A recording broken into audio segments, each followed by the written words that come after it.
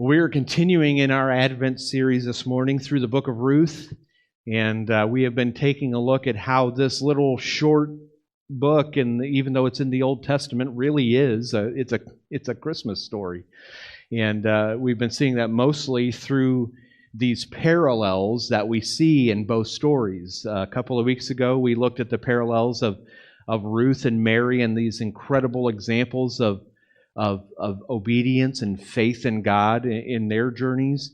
Last week we looked at the examples of Boaz and Joseph and the examples of what a righteous person looks like, and these acts of kindness and protection and putting God first. It hasn't just been through the circumstances of these two stories, largely taking place in Bethlehem. It's been through the characters themselves. And today, we're going to look at another parallel, another thing that we kind of see in these two stories together, as we look at the fact that the book of Ruth is also the story of one who redeemed his beloved from a desperate situation at great personal cost to himself. And that is most definitely something that could be also used to describe the Christmas story. So far, as we've gone through this, we have been introduced to the three main characters of the book of Ruth. We first met Naomi, who was where the story of Ruth started, and we saw how Naomi and her husband Elimelech and their two sons traveled from Bethlehem to Moab to escape the famine that was happening there in Bethlehem, and it was not without tragedy, because right in the first few verses of this story, we see that Naomi loses her husband, Elimelech, while they're there. But not all hope is lost, because she still has two sons who marry two Moabite women. One of them is the second main character of the story, the namesake of the book, Ruth. Ruth marries one of Naomi's sons. But again, tragedy strikes as Naomi's two sons also die, and so Naomi and Ruth and a third, Orpah, are left as widows. Well, eventually the news comes to Naomi that the famine in Bethlehem has ended, and so she makes the journey back, ultimately with her daughter-in-law Ruth, as they come back to Bethlehem at the end of the famine. Enter this third character, Boaz. Ruth and Naomi not only come to Bethlehem with the hope of the news that the famine has ended, they come to evidence that the famine has ended. Because as we looked at last week, they came at the beginning of the harvest. That's a pretty good sign that the famine has ended. If there's grain to harvest, that means there's food. And so they come back at the beginning of the harvest. And one day, Ruth decides to take advantage of a provision in the law for the poor and foreigners, and she goes out to glean on the edge of one of these fields. And it just happens to be Boaz's field. And so we see in that, as this plays out also, that this is not just a Christmas story, it's not just a nice tale, it's also a love story. It's a Hallmark movie. It's actually, no, it's better than a Hallmark movie. Although there are fitting things, girl leaves town, comes back, falls in love with the guy who's there. It's the same. I mean, I think Hallmark stole the idea from the story of Ruth and just keeps telling it over and over again. Which I guess if you're going to steal a story from someplace, the Bible is probably a good place to take it. But we see through all of this wonderful example that we see of the promise in Romans 8:28, how God He works all of these things together for the good of those that love Him. And we know that Ruth loves God because she's committed herself. Boaz loves God because we see that in his story. And he kind of providentially, maybe doesn't cause the events, but he works through them to bring Ruth and Boaz together.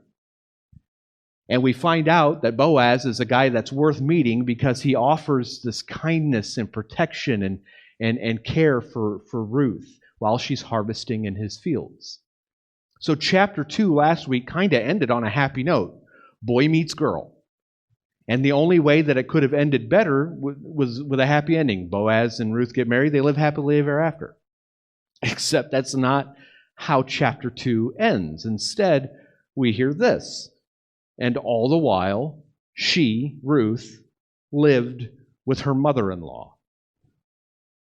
So the guy doesn't get the girl. The guy doesn't end up, they don't end up getting married. How is this all going to end? Well, we're only halfway through the story, so we haven't hit the happy ending part yet. And as with most love stories, there's some twists and turns here. There's some things some obstacles that you have to get over. It's never a straight line. As with most journeys in life, there are some ups and downs and things you have to go through before you get to the happy ending. The harvest season has ended, and Ruth and Boaz, while they have met, still have not come together. So chapter 2 ends kind of almost as a TV show would, with a season-ending cliffhanger. How is all of this going to work out? How is this love story going to come together? How are Ruth and Boaz finally going to end up together? And what we're going to need is a big plot twist for this to happen. And that's exactly what we get in chapter 3. We get this big, daring, bold, breathtaking plot twist that no one could have seen coming. So we're gonna jump into chapter 3 and kind of walk through this the same way we have for the first 2 chapters of this story. But what we find really at the beginning of chapter 3 is what has been happening in Naomi's life this whole time. Ruth and Naomi are in a desperate situation. Yes, God has provided for them. Boaz has been generous to them, but it's kind of been situational. It's been an event of generosity. What Ruth and Naomi need is something a little bit more permanent. Their greatest need is for Ruth to marry. Unless she marries, the two of them are always going to be in a precarious position. And if she doesn't marry, neither one of them, we're assuming because she had adult sons, Naomi is well along in her life now, that neither one of them are going to have children. They're not going to have a son to carry on the family name. And so desperate situations call for desperate measures. And Naomi comes up with a plan, this shocking plan, that really just underscores the heaviness and the weight of their desperate situation that they are in. So we're going to pick this up in chapter 3, beginning at verse 1. One day Naomi said to Ruth, "My daughter, it's time that I found a permanent home for you so that you will be provided for. Boaz is a close relative of ours, and he's been very kind by letting you gather grain with his young women. Tonight he will be winnowing barley at the threshing floor. Now do as I tell you. Take a bath and put on perfume and dress in your nicest clothes.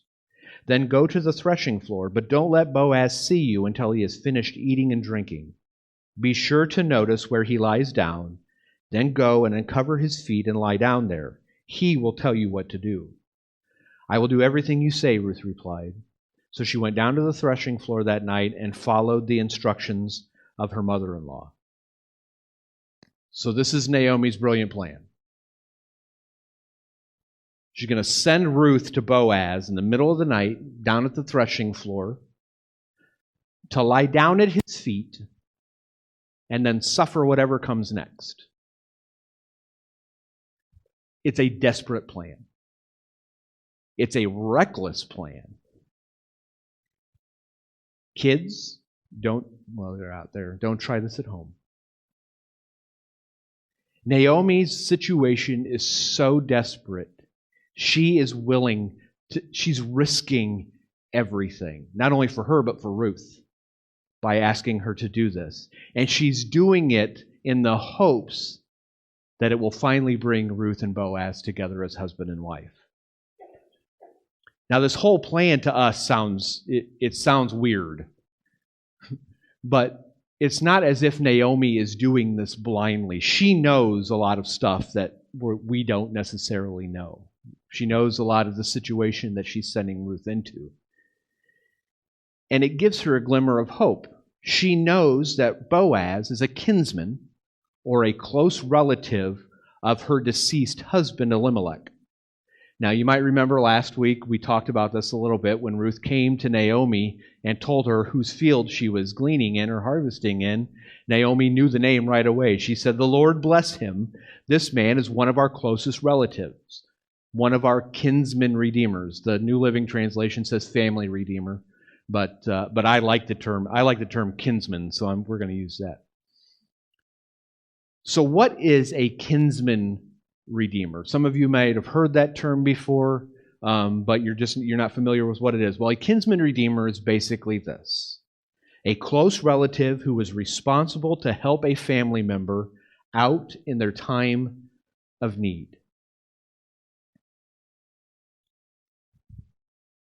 Now, we hear a lot about the responsibilities of the kinsman redeemer all throughout the Pentateuch, especially in 3 books. The Pentateuch, first 5 books of the Bible. We hear about it in Leviticus, Numbers, and Deuteronomy. And essentially, the responsibilities were varied depending on the situation. One of them was if a family member became poor and had to sell off their land or sell off their property, the kinsman redeemer would be one who would be responsible for buying that property back for their family member.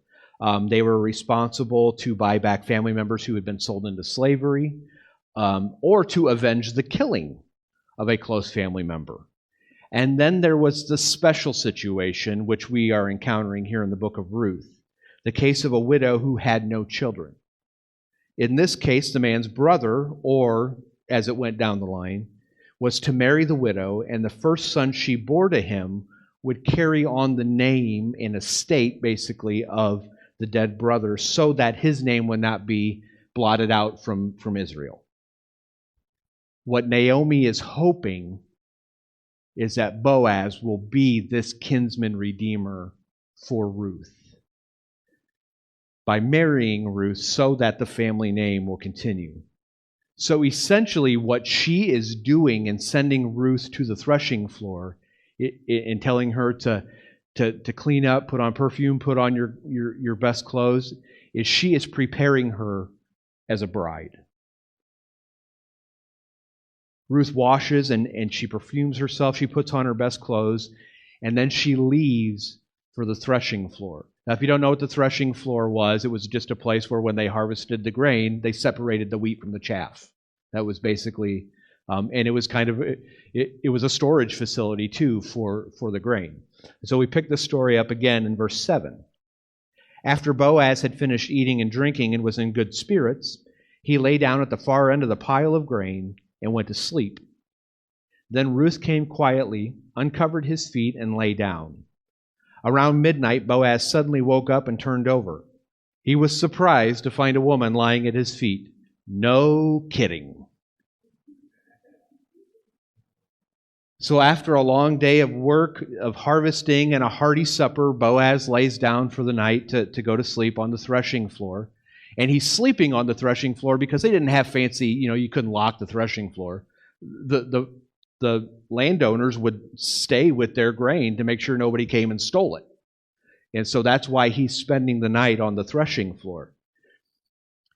Now, Ruth has been watching, kind of hiding out, seeing all this play out, following her mother-in-law's instructions, which is a miracle in itself. That was supposed to be funnier than it was. Maybe the relationships between mother-in-laws and daughter-in-laws was different in ancient Israel. But she's following all these instructions. And once she sees that Boaz is asleep, and maybe anybody else who's around there, she sneaks into the threshing floor, very quietly uncovers his feet, lays down, and waits. And sometime in the middle of the night, the scripture tells us at midnight, Boaz is startled awake by something. Maybe it's the fact that he knows his feet aren't covered up. How many of you have ever woken up in the middle of the night because your feet weren't under the blanket? Yeah, there you go. I think Boaz is having a very relatable experience here. He knows his feet, there's something startles him awake. And then he's really startled because he realizes that there's a woman lying at his feet. And he asks the natural question, who are you? It's dark, so he's still coming out of it. And Ruth answers, I am your servant, Ruth. And then she asks him to do something. Now, there's odd stuff throughout all this entire episode. And hopefully, as we'll go through this, the pieces will come together and make sense. But she asks him to do something very odd. She asks him to spread the corner of his covering or his blanket over her. Because as she says, you are my family redeemer. You are my kinsman redeemer. Now, spreading the corner of your garment over someone, or a man spreading the corner of his garment over a woman, was a pledge of marriage. And in fact, that is a custom still practiced in parts of the Middle East today. So Ruth first identifies herself. I think she has a sense that once Boaz knows who she is, she's okay. He's treated her well so far. She identifies herself, and then she makes this audacious request. She is basically proposing marriage to Boaz, which was not the direction it was supposed to go. She asks him to fulfill his role as kinsman redeemer by spreading the corner of his garment over her with the protection and pledge of marriage. I don't know that we fully appreciate the situation that Ruth is in. I don't know that we fully appreciate the trust that she put in her mother-in-law by going through with this plan. Boaz could have responded in all sorts of different ways. If he was a dishonorable man, he could have taken advantage of her right there. And not only that, he could have also claimed it was her fault. She seduced me in the middle of the night. Men had that kind of, we see that story of the group of men who brought the woman to Jesus to be stoned. Men had that they could convince other people. There were other harvesters sleeping nearby. He could have caused a scene and exposed her to disgrace and punishment, much the same way that Joseph could have done to Mary. Ruth and Naomi are in a desperate situation, so Ruth, she is risking everything here. By visiting Boaz in the middle of the night, she has thrown herself completely on the mercy of Boaz and his good character. So how does Boaz respond? Well, since we've already found a little bit out about Boaz, we know that he's a man of good reputation and a man of righteousness. And so he responds as you would expect him to respond. He responds with mercy and kindness and love and righteousness. Verses 10 through 13. "The Lord bless you, my daughter," Boaz exclaimed. "You are showing even more family loyalty now than you did before, for you have not gone after a younger man, whether rich or poor. Now don't worry about a thing, my daughter. I will do what is necessary, for everyone in town knows you are a virtuous woman. But while it's true that I'm one of your family redeemers, there is another man who is more closely related to you than I am. Stay here tonight, and in the morning I will talk to him. If he is willing to redeem you, very well, let him marry you. But if he is not willing, then as surely as the Lord lives, I will redeem you myself. Now lie down here until morning." Now Boaz is kind of showing a little bit of his hand here. You almost get the sense he knows that he's not the first in line. And you almost get the sense that he's kind of hoping a situation like this is going to present itself, because he was ready to respond to Ruth. And so he tells her, I'm so thankful that it means so much to me that you have come to me and not gone when you could have gone to somebody else. He's touched that she would seek him out as a husband instead of a younger man. But Ruth doesn't want somebody else. She wants Boaz. One of the younger men might make a good husband, but they would not be the kinsman redeemer to carry on the family name. Boaz speaks kindly to her, as we've seen him do all through this story so far, and he promises that he will do all that she asks. But there's one hitch. There's another man who's a closer relative than Boaz. The other man has the first right of redemption. And Boaz is going to need to approach him first before he can do anything. And so Boaz doesn't want Ruth wandering home in the middle of the night with all sorts of, get rumors started. And so he tells her to stay there until the morning where she'll be safe. Just make sure that nobody knows that she's been there. In verses 14 and 15, it says, "So Ruth lay at Boaz's feet until the morning. But she got up before it was light enough for people to recognize each other. For Boaz had said, 'No one must know that a woman was here at the threshing floor.' Then Boaz said to her, 'Bring your cloak and spread it out.' He measured out 6 scoops of barley into the cloak and placed it on her back. Then he returned to the town." So when morning comes, Boaz again, he showers her with his love and his provision and protection. He makes sure that she's safe going home. He makes sure that she has something to take back. She's up and out of there before anybody, even if they saw her, they wouldn't know who it was. And then he gives her these 6 scoops, these 6 measures of barley to bring back to Naomi, really as a token of good faith. As my word is good. Now, poor Naomi, you can just imagine she has probably not slept well.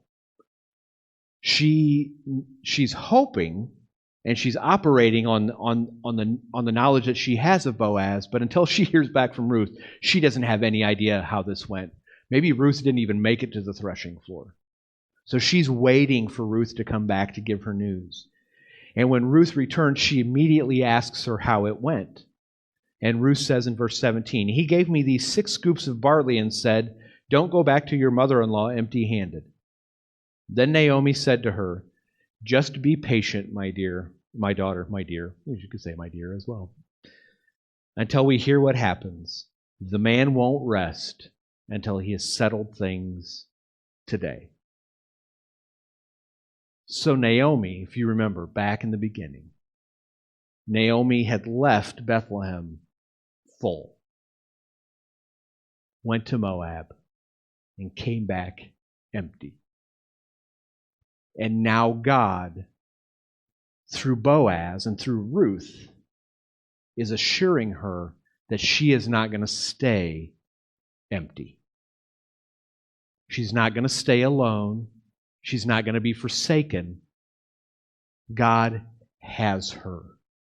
She doesn't know how all this is going to work out yet, but she's getting signs along the way that God has a plan. Naomi and Ruth risked everything in going to Boaz, and his loving response is the exact answer that they needed for their desperate situation. Now we come to chapter 4 and the actual redemption of Ruth and Naomi. And it's here that we learn all of the cost involved with this. Their redemption was a costly redemption, one that would involve great sacrifice on Boaz's part, as is evidenced by the reaction of the other kinsmen that Boaz approaches here. And we pick it up again in the beginning of chapter 4 and verse 1. Boaz went to the town gate and took a seat there. Just then the family redeemer he had mentioned came by. So Boaz called out to him, "Come over here and sit down, friend. I want to talk to you." So they sat down together. Then Boaz called 10 leaders from the town and asked them to sit as witnesses. And Boaz said to the family redeemer, "You know Naomi, who came back from Moab. She's selling the land that belonged to our relative Elimelech. I thought I should speak to you about it so that you can redeem it if you wish. If you want the land, then buy it here in the presence of these witnesses. But if you don't want it, let me know right away, because I am next in line to redeem it after you." The man replied, "All right, I'll redeem it." So Boaz meets this other kinsman, this other redeemer, at the town gate along with 10 of the town's elders. Now, The significance of that is the town gate was a place where transactions and legal things happened, much like a city hall. And the elders served as legal witnesses to anything that would happen. And so Boaz, he's not wanting to leave any stone unturned here. He wants to make sure he does due diligence. He's going through this whole thing. And so he addresses the kinsman redeemer and says, hey, Naomi's selling this land. You have the first right to redeem it. If you want to, do it today. If not, I will. And the answer that he gets on the surface doesn't appear that things are going to go the way Boaz had planned. But notice, Boaz leaves out part of the story. Notice what he doesn't mention here. He hasn't said a word about Ruth. He's being a little sneaky. Maybe he's exercising with bees wise as serpents. Maybe that's what he's exercising here. The land is not the main thing. In fact, I think Boaz would have been perfectly fine to not get the land if he could get the other half. He wants to marry Ruth, but first he needs to establish before witnesses, before the town elders in an official setting, that if the nearer relative will not fulfill his role as the kinsman redeemer, then Boaz is more than ready to do it. He mentions the land first, and then the kinsman redeemer says, I will redeem it. Not so fast, Boaz says. And in verse 5, he goes, then Boaz told him, of course, your purchase of the land from Naomi also requires that you marry Ruth, the Moabite widow. That way she can have children who would carry on her husband's name and keep the land and the family. Then I can't redeem it, the family redeemer replied, because this might endanger my own estate. You redeem the land, I cannot do it. So Boaz just blows up the whole thing. When Naomi's husband died, and it can be a complicated situation, just as legal things do with inheritance and estates are now, it can be a complicated situation. When Naomi's husband died, everything they owned passed on to the sons. Well, now both sons are dead. So technically it falls into the hands right now of Naomi and Ruth. Orpah decided not to come back from Moab, and so she's kind of out of she's removed herself from the picture. If the man really wants to fulfill the role of kinsman redeemer, he's going to have to also marry Ruth, the Moabite. And notice how Boaz adds that little fact in there, the Moabite widow. Well, that is a different matter entirely. This man, it doesn't say, but I imagine he probably did not want to marry a Moabite. But not only that, marrying Ruth would endanger his own estate. We don't know if he has children. It doesn't give us any of those details. But if Ruth bears a son, that son would be bound to Naomi's family. And then if something were to happen to his own children, then everything that he owns, ultimately his entire estate would be transferred to Naomi and ultimately Ruth. It's costly. And he's not willing to pay the price. So he tells Boaz, I can't do it. You redeem it yourself. And in verses 7 and 8, we get insight into a very interesting legal process that they engaged in. Now, in those days, it was the custom in Israel for anyone transferring a right of purchase to remove his sandal and hand it to the other party. This publicly validated the transaction. So the other family redeemer drew off his sandal as he said to Boaz, you buy the land. Now, again, this is one of those kind of confusing ancient customs that I have no idea how to explain, other than possibly, and this is just immediately where my mind went. It was a symbol of of God's promise to Joshua. God made a promise to Joshua that everywhere he set his foot would be his. And this is almost symbolic in the sense that to give your sandal was to give up the right to be able to set your foot on that piece of land. And when this guy took off his sandal, he forfeited all his rights to not only the land, but to Ruth. He forfeited his right as the kinsman redeemer. That right passed on to Boaz as the next in line, and Boaz does not waste any time enforcing it. Verses 9 and 10.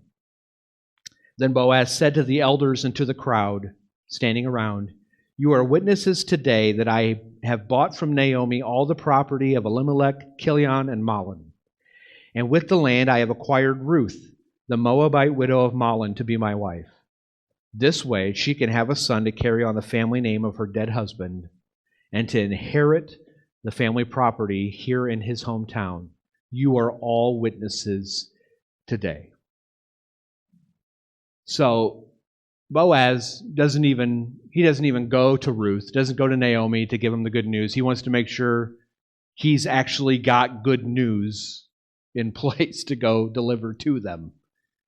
And so he doesn't waste any time. He doesn't want to let anybody else try to step in or do something to him in the meantime. We don't know if there might have been somebody else who would have been willing to step in, but Boaz doesn't waste any time stepping into this role as Ruth's kinsman redeemer. And it was costly. We know he had property. We know we had people who worked for him. We know that he was a man of means. We know that he had enough to where he could just give generously to someone. And so this was a risk that Boaz was taking. It was a major risk, as we see in what the other kinsman redeemer was not willing to do. He backed out of the deal. But Boaz loved Ruth. He apparently didn't mind marrying a Moabite, and he was willing to pay the price to do so. Now remember, the book of Ruth it's a love story. It's a story of a kinsman redeemer who redeemed his beloved from a desperate situation at great cost to himself. The Christmas story is also a love story. And wouldn't you know it, it is also the story of a kinsman redeemer who redeemed his beloved from a desperate situation at great cost to himself. And if you're wondering who the beloved is in that situation, it's us. We are the beloved. We are the ones who have found ourselves in a desperate situation that we have no way on our own to get out of. Paul describes the situation in Galatians 3. We were held in custody under the law, locked up until the faith that was to come would be revealed. We were prisoners of sin. We were the ones who were locked in a situation we could not get out of. We were the ones who were waiting for someone to come and redeem us. We were lost in our sins, cut off from God.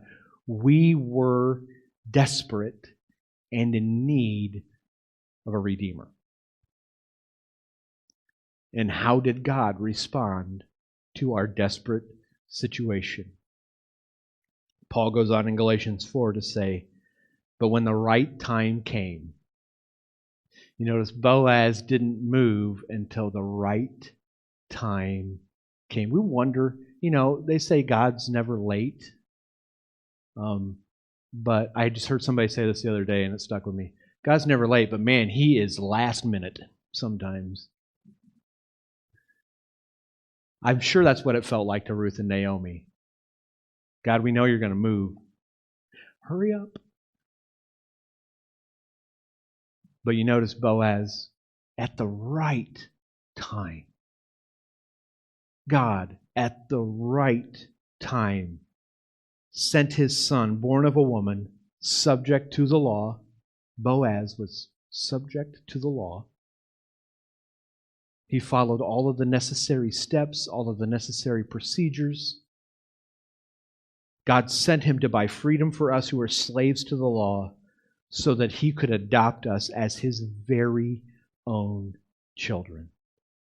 Boaz redeemed Ruth as his very own, with all of the privileges and rights that came to belonging to Boaz. God came and redeemed us to adopt us as sons and daughters with all of the rights and privileges that come with being a child of God. God's loving response was what we celebrate at Christmas. We don't tend to, and we've got to be careful because Jesus does have a whole life to live. But we do know that's why he came. It's not just, oh, this sweet little baby is born in a manger. Yeah, that's nice. And it was. It was a beautiful, the birth of a child is beautiful. But what that child came to do was not cheap. It was not easy. And it ultimately cost him everything. God sent his son. Jesus, the eternal Son of God, was born into our world as a human being. You realize when Boaz redeemed Ruth, he kind of took on some of that Moabiteness. Yeah. To some around him, he was a little stained. You're marrying this foreign enemy. Yeah, I know your relative ran off and married her off there, but we don't,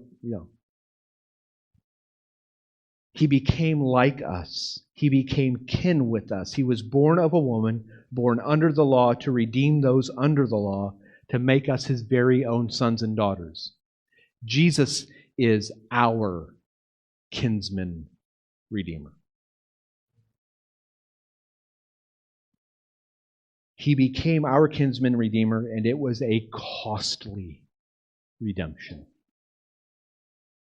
In Mark 10:45 we read, "For even the Son of Man came not to be served, but to serve, and to give his life," not to pull out of his coffers or pull out of his savings account, to give his life as a ransom for many.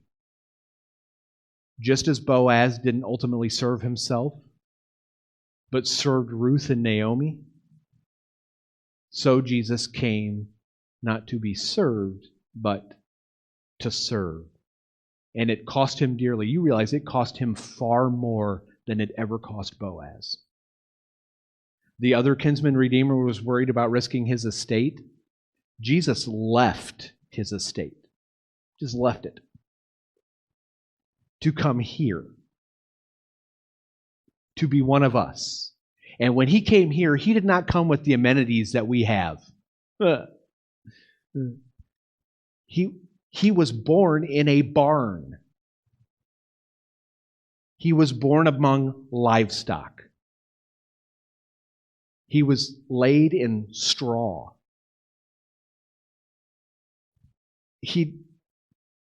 And the comforts that he experienced in his estate, you think of the most comfortable situation you've been in your life?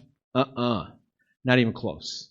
We're going to one day experience the comforts that he's experienced in his estate because of what he's done. But it cost him far more than it ever cost Boaz.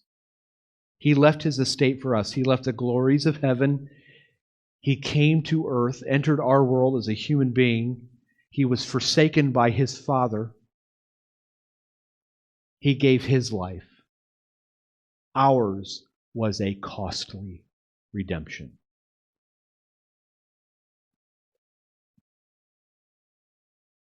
Jesus is our kinsman redeemer.